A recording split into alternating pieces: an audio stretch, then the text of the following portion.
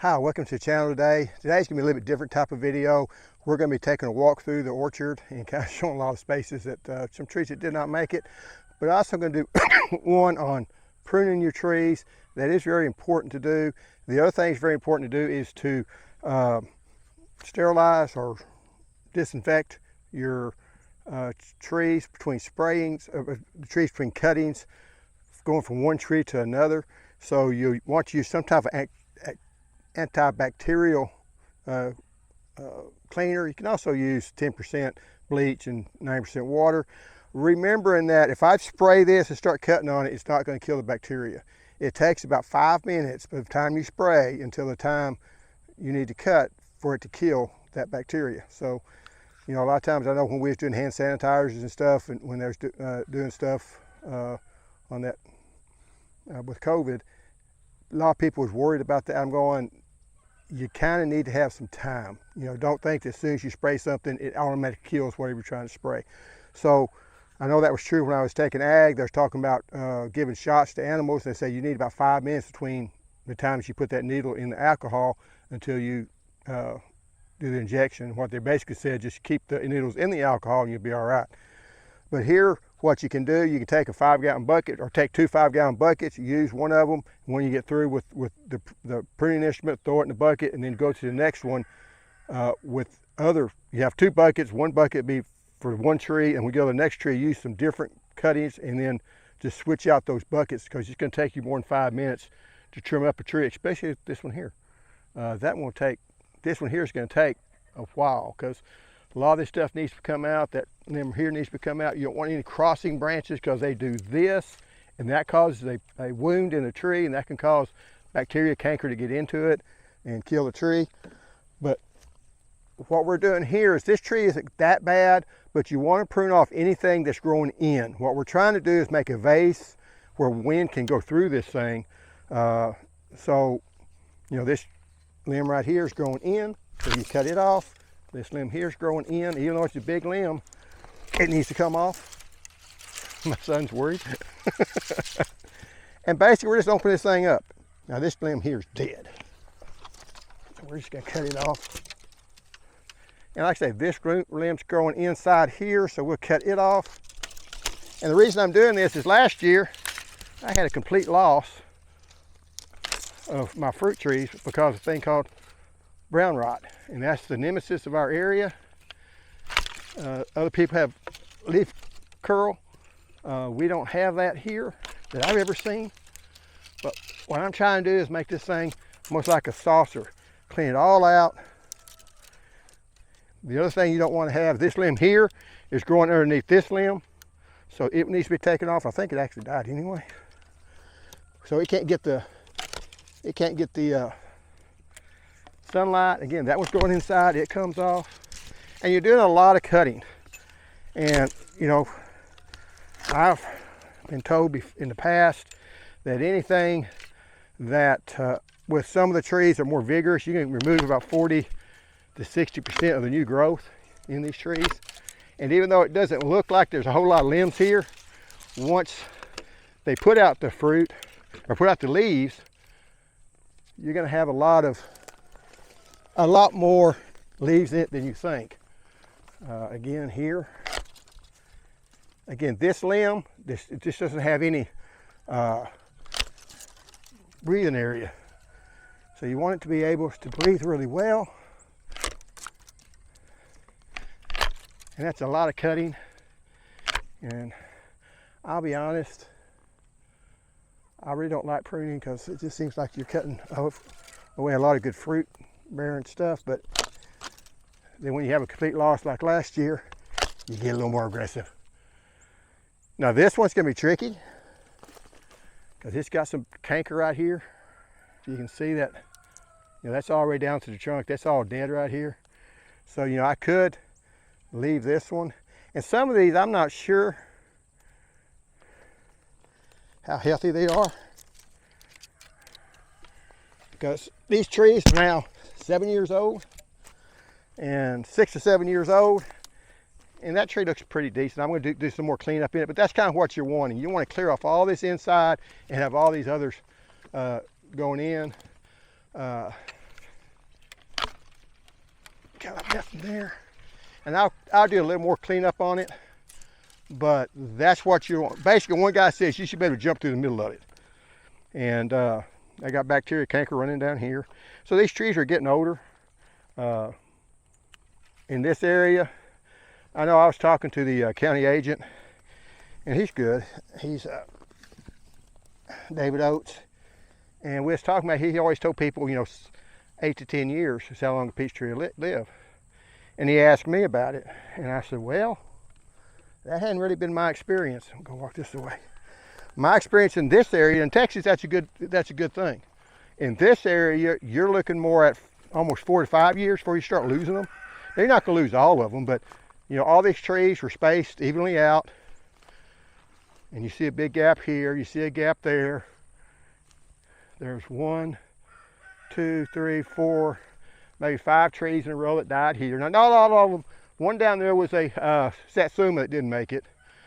But, this isn't near as, I had plans for this being a really great orchard.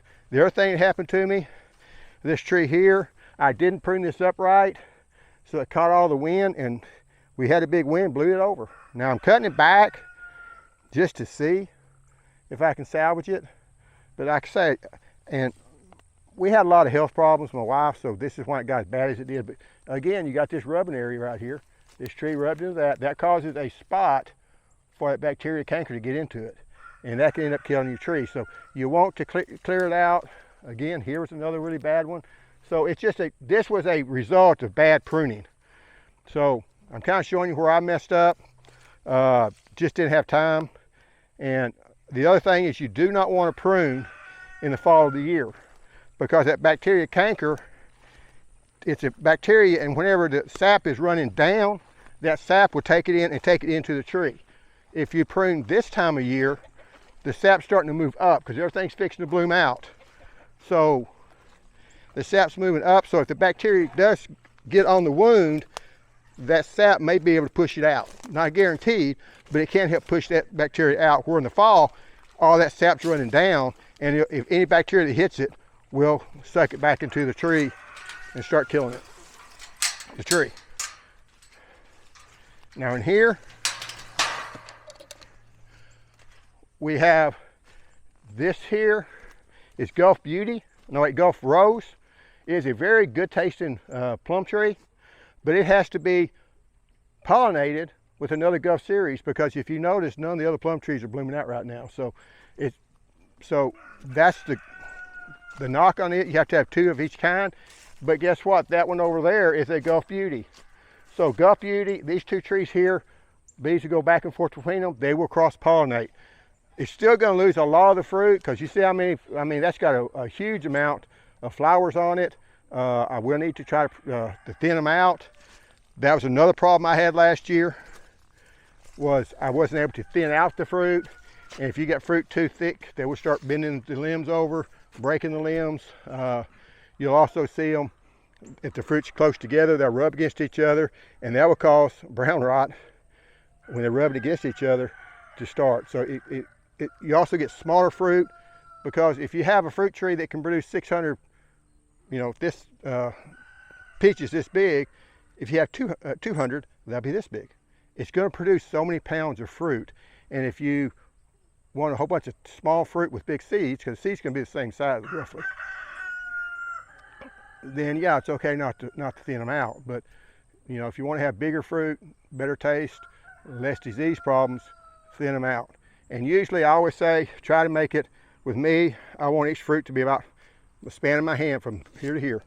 It's 3 to 6 inches. I say this far because I know good and well that's probably 6 inches or 8 inches. And if I think that way, I'm going to cheat. They're probably going to be about this far apart. But that's the goal. I know if I see two that's pretty close to get, that's 3 or 4 inches apart, and I'll look around, I may leave one. Because if you move one, they're going to be like this far apart. But if you have one, they're this far apart. So that does kind of give me an idea. I don't want to have one here, one here, one here, one here. So I will take out at least probably 2 of those. But anyway, it does give you an example. This here is think the Guthrie plum tree, they're just fixing to bloom out and come out because everything thinks it's ready. I do need to get in here and thin this one out so it won't wet blue over also because of the wind. We had a straight line wind that came in and hit these things hard. This peach tree here is already not only leaved out, it's also, I mean, bloomed out, also leaved out. So, and it does desperately need to be. It was one that had a lot of fruit. Well, they all did. I mean, I lost all the fruit on all of them. If you don't spray, you do run that risk. And last year I sprayed once, and that wasn't near enough. If you've got peach trees and you've had them for a few years, your brown rot finds you. At that point, you know, I put one time that it was easy fruit to grow. Short term it is, but once that brown rot finds you and you start, them spores start going everywhere, you take any type you see a mummified fruit, and you can Google that. I would have had a lot of pictures last year. Once you see those, you pull those off, you bag them up, and you throw them away. I did some of them, but a lot of them, I just didn't have time. I was at the hospital, and I didn't get it done, so I know I got all kinds of spores out here now. So I've got to be much more diligent this year than I have been in past years. But when you first start, you may go 3 to 5 years and not have any problem with brown rot, not have any problem with worms, and then all of a sudden they find you. And at that point, you've got to decide, do you want to try to control it with spraying, or really do you just almost give up? Because in Texas, in most years, and in the wetter part of Texas, now central Texas, you can kind of get by with it. You can cut around the worms sometimes. You know, we did have some peach trees that never had any spraying on it when I was growing up. They weren't that great of peaches. They were early, but they wouldn't have us that, you know, they have some worms. We cut around the worms because, you know, that's not that bad. You hope you never miss a worm. As I've said before, the only thing worse than seeing a worm in your peach is finding half a worm in your peach. But, you know, that's one thing that you can do if you want to think short term. But if you really want to grow, there is a way to stuff called surround. Kaden clay is called surround. Yeah, and you can spray on that. You'll probably, half the fruits won't have worms in them. So you can see when they have worms on them, there'll be a little crescent moon on it, and there'll be a dot. Now, if he's got a dot there, that means he's laid an egg, and you can have a worm in it. If it's just a crescent moon, that means you cut the crescent moon for the worm to, because that dot's where he lays the egg, and then the worm will crawl out of that dot and then into where that little crescent moon is. So if you don't have a dot, he didn't lay a worm, so you're okay. But you know he's active.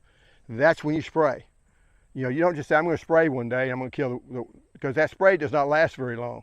But they will come and do their damage over a 1 or 2 day period of time. So if you see that little crescent moon, you can go out there and you spray, and then you may watch to see if you see it again. I know one time me and poor Patrick was out here, it was night and it was starting to rain, and we sprayed because I seen those crescent moons. I knew he was fixing to come out. The day before, I don't think I did, and I seen more of them, so I sprayed, and I did control them that year with just the one spraying. So, you know, try different things. I've kind of switched to malathion just because it seems to work okay. You just have to do it in the evenings because sunlight will break malathion down really quick. I've got some really strong stuff that, you know, I'd lost a bunch of them. I decided to buy some stuff that really worked really well, and then I started reading the label, and it's like, that's some pretty powerful stuff. Basically, you're supposed to spend 3 days not going in the garden. My problem is I got chickens, and I don't want to spray anything that's that potent. So, because everybody's got different. Some people don't want to spray it at all, so they use surround. But surround, you have to spray it continually. Anytime you get a rain, you need to apply another spraying, and I hate spraying. So, you know, when I retire, I may do that and see how well it works. I have to try to get these trees under control because they're way too tall, way too bushy. But that is an option. But with the brown rot, there's nothing organically that I've ever seen that works. You know, and I am on a garden forum called Growing Fruit, and growingfruit.org. Really good, give really good information. I learned a whole lot from those people, and some of them are organic, some aren't organic, but they all do pretty much get along because one guy, he will use all organics he can, but he does use the fungicides just because nothing else worked. So sometimes you have to come to that realization. And even he said, you know, I wish there was something that did work that was organic. You know, if I didn't get, you know, he uses surround And he said, I get 50% control, and that's good enough for me. I can pick off, because you can tell with the fruit that's gotten hit, so you take that fruit, you know, the one's got a crescent moon with a dot, you pull that fruit off, you dispose of it. And, you know, he's been able to make it work organically. Coming up through here, this is where we're going to be planting the tomatoes, and maybe plant tomatoes as early as next week. I do have to come in here, maybe run the tiller through here, or the wheel hoe, one of the two. Do got some weeds growing up. A lot of, well, we just got a lot of rain.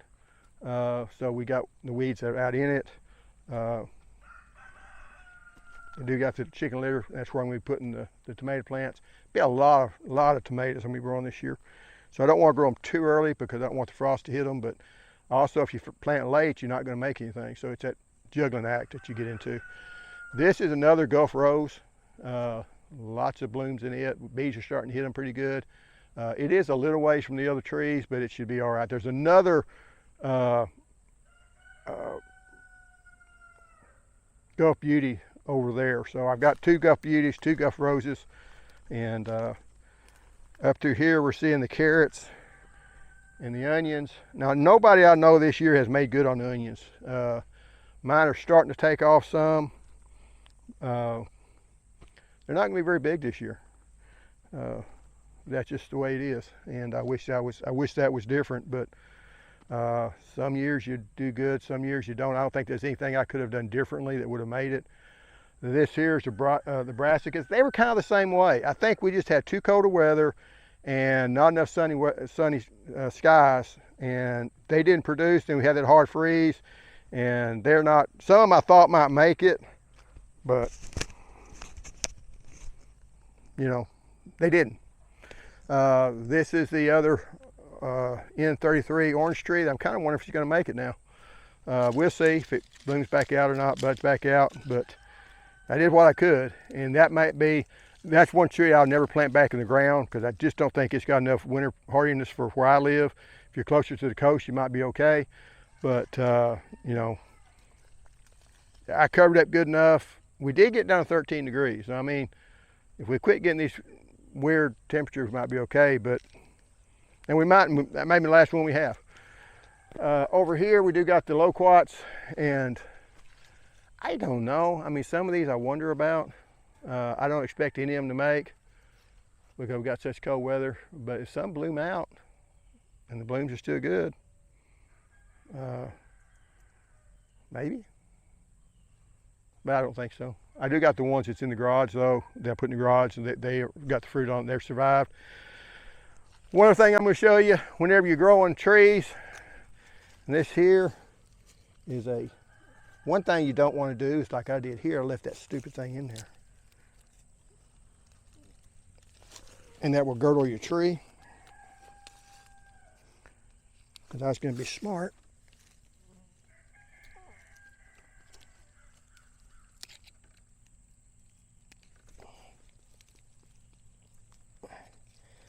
And see that wire will girdle that tree all the way around.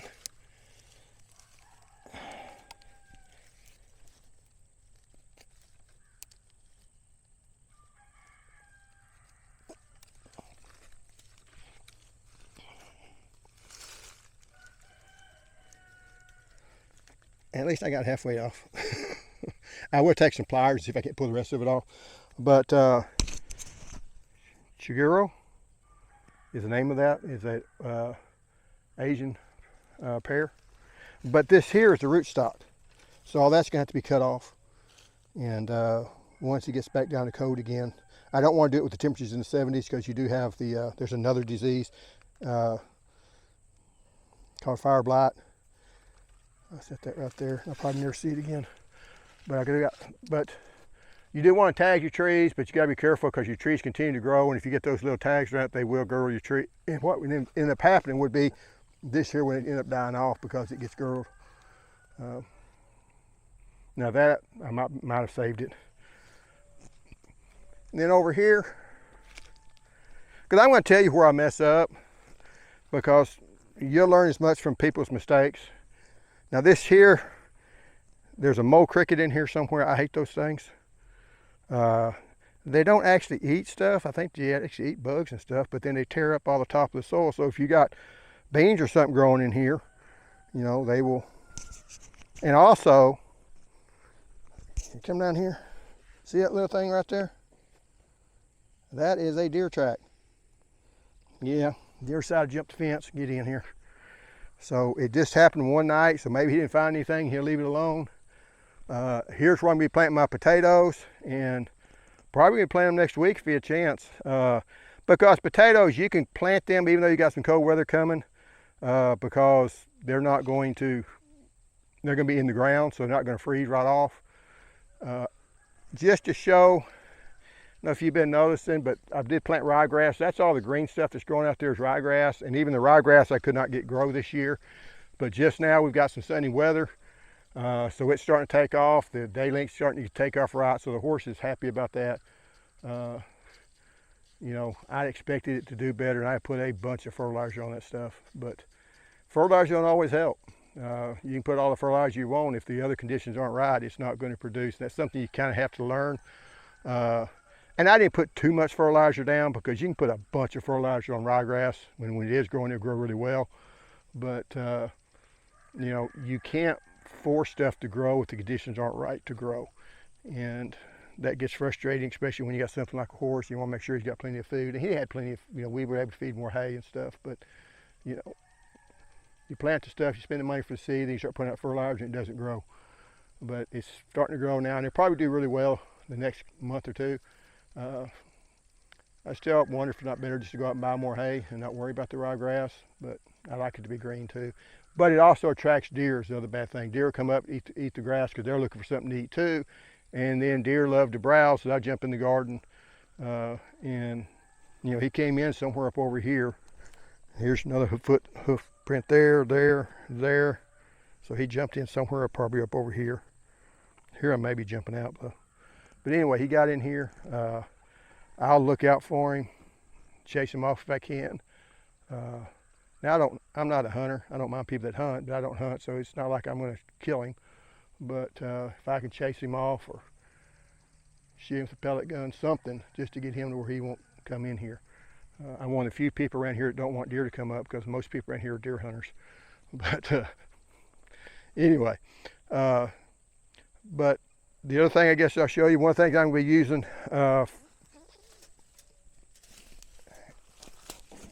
for the tomatoes is cages.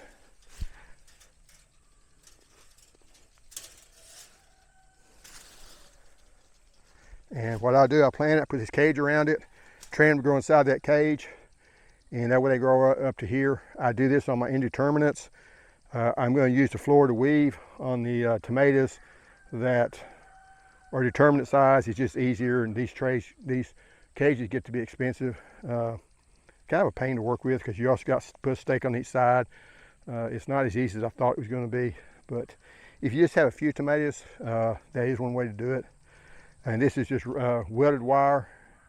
It wasn't very good welded wire because a lot of these wires came off of it. You can also use fencing. I've got some with this fencing part of it. But you do want to try to get it 5 foot tall. You know, one this tall doesn't do you much good. So I do got some wire this tall, but you know, that's just this tall. And those tomato vines are going to be, even determinate's going to be 4 or 5 foot tall. And that's where all your fruit's going to be up higher up.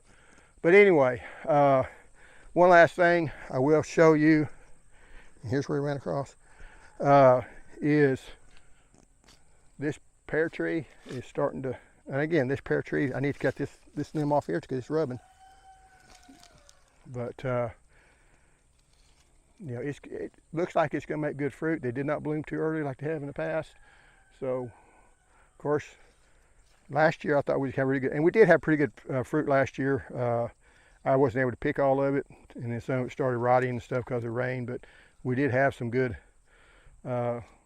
pears last year. So that's kind of all I've got to say today. Hope you enjoyed the video. It's a little bit different. It does give you the overall outlook of my garden. Here's where I'm going to be planting my potatoes. I'm also going to double crop it, come back with sweet potatoes, because that's a good double cropping, because once your regular potatoes come off, it's time to plant your sweet potatoes. So and I'll be kind of showing you how to do that, how to make your own slips. Beans are probably going to be over there, tomatoes over there, corn's up over here. I'll clean that up. I'll probably do 2 types of corn. I'll plant about a month apart so that way they won't cross-pollinate. But anyway, that's my plans, and thanks for watching, and hopefully you'll make the journey with me. Thank you. See you next time.